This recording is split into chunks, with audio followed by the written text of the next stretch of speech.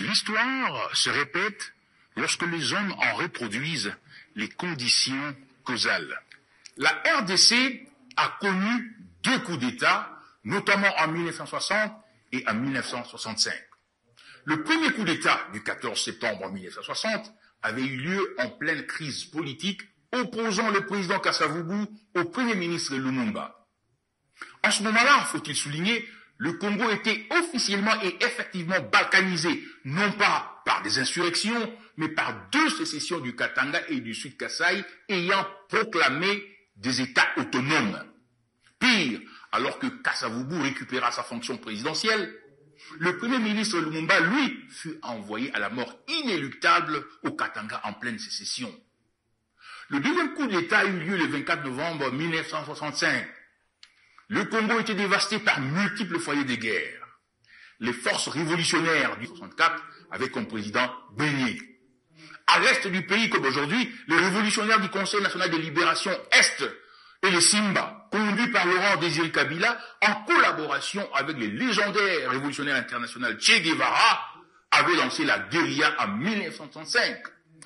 En dépit de ces complexes difficultés militaires, les politiciens congolais arrivèrent un peu dans le modèle Sun City à accorder leur violon. Ainsi, l'ancien sécessionniste Tshombe rentra à Kinshasa et devint Premier ministre en 1964. Le Congo se dota de la fameuse constitution de Luabu en 1964. Les élections pluralistes et crédibles eurent lieu en 1965. La coalition politique de Tshombe, Konako, remporta la majorité des sièges à l'Assemblée nationale ou la Chambre des représentants de l'époque.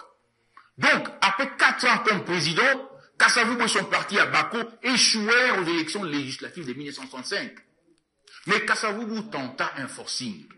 Au lieu de désigner Tshombe comme Premier ministre, étant donné que c'est sa coalition qui détenait la majorité parlementaire, Kasavubu désigna Évariste Kimba, tentant même de l'imposer comme Premier ministre à 2 reprises. Kimba fut rejeté à 2 reprises par la majorité acquise à Tshombe. Dans cette crise politico-parlementaire, et pendant que la guerre dévastait le Congo, le coup d'État de Mobutu en 1965 fut applaudi par la population, les universitaires, les syndicalistes et l'Église catholique. Les 2 chambres du Parlement réunies en congrès avalisèrent et légitimèrent ce coup d'État. Quelle est la pédagogie de ces 2 coups d'État du Congo? Kasavubu fut un politicien d'avant-garde et combatif pour l'indépendance. C'était un homme intègre, il n'y a pas de débat. Mais Kasavubu attira les coups d'État sur lui-même par 1. L'ingratitude. C'est grâce à Lumumba que Kasavubu fut élu président face à Bolikango, qui était pressenti président. Lumumba donna l'instruction à sa majorité parlementaire de voter en faveur de Kasavubu. Mais Kasavubu n'hésita pas à avilir et à trahir Lumumba, l'envoyant à la mort inéluctable dans le Katanga sécessionniste. 2. La conflictualité. Kasavubu fut en antagonisme constant presque contre tous les premiers ministres. Lumumba, Adoula, Tshombe. Kasavubu fut même surnommé les mangeurs de premiers ministres. 3. La violation de la Constitution et des termes du régime parlementaire classique. Kasavubu désigna Kimba comme Premier ministre, alors que c'est Tshombe qui était chef de la majorité parlementaire. 4.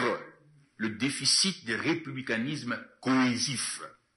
Alors que le Congo pleurait encore Lumumba comme nous pleurons aujourd'hui chez les Okende assassinés, alors que les pays étaient déchirés par la guerre comme aujourd'hui, avec une république populaire déclarée à Kisangani, Che Guevara et les révolutionnaires Simba étaient à l'est, les moulélistes au Kwilu, Kasavubu préféra les conflits avec Tshombe et la défiance à la majorité parlementaire. 5. La misère sociale aiguë.